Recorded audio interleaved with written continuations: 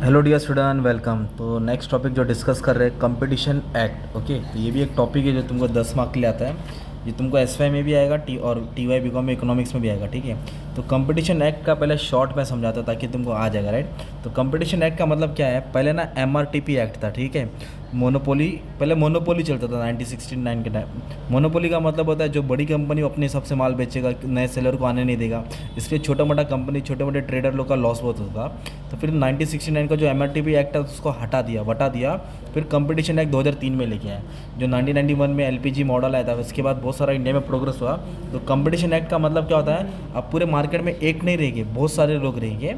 अब जिसको जैसे माल बेचना वो माल बेचे, वो किसी के ऊपर डोमिनेट नहीं करेगा, किसी को त्रास नहीं देगा, मतलब ऐसा कुछ एक्टिविटी नहीं करेगा जिससे कंपटीशन को नुकसान हो। जैसे कि अभी सिंपल एग्जांपल ले लो, जियो है, एयरटेल है, वोडाफोन है, बीएसएनएल है, ये सब क्या सिम कार्ड सर्विस प्रोवाइड करते हैं। तो जियो कुछ ऐसा एक्टिविटी नहीं कर सकता जिससे बाकी लोग का नुकसान हो, वो कंपटीशन एक्ट के खिलाफ रहेगा। तो इसके लिए कंपटीशन एक्ट बनाया गया था ताकि इसमें कस्टमर का नुकसान ना हो, कस्टमर को बेनिफिट मिले। तो ये एक्ट बनाने का मेन रीज़न क्या था, एक हेल्थी कंपटीशन हो, क्योंकि अकेला रहेगा तो सबको मार्केट में लूटेगा, एक्सप्लॉइट करेगा। पर कंपटीशन रहेगा तो फिर क्या होएगा, सबको चीज़ अच्छी मिलेगी और अनफेयर ट्रेड प्रैक्टिस नहीं होना चाहिए, झोल झाल फ्रॉड है ना, ये सब एक्टिविटी को रोकना चाहिए।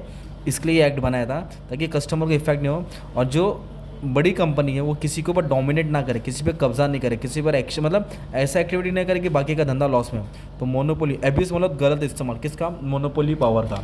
और कस्टमर का ख्याल करना ताकि उसकी इंटरेस्ट बचाया जाए, उनका एक्सप्लॉइट नहीं किया जाए। और फ्रीडम ऑफ ट्रेड, जिसको जो बिज़नेस करना है, जिसको जो माल बेचना बेचे, कोई रोक टोक नहीं होना चाहिए। और टू क्रिएट अवेयरनेस, मतलब एक अवेयरनेस क्रिएट करेंगे ताकि ये एक्ट के बारे में सबको बताएंगे। और जो मर्जर होता है, मतलब जो दो कंपनी जॉइन होती है या एक कंपनी दूसरी कंपनी को खरीदती है, उसको एक्विजिशन बोलते हैं, या अमल का मिशन होता है, उस पर उन्होंने रूल्स एंड रेगुलेशन बनाया था। तो तुम्हारा इंट्रो हो गया अच्छा खासा, 3-4 लाइन मीनिंग देखेंगे। कंपटीशन एक्ट का चेयरमैन कौन था, एस राघवन। तो राघवन याद कर लेना, ठीक है, ये बंदे के दिमाग से ये एक्ट आया था।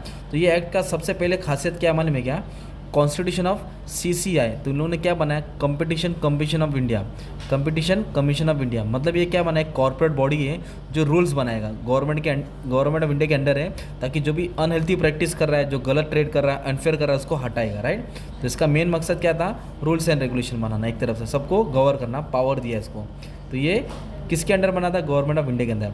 फिर इन लोग क्या करते हैं, दूसरा फीचर्स क्या है इसका, प्रोहिबिशन मतलब रोकना, मना करना।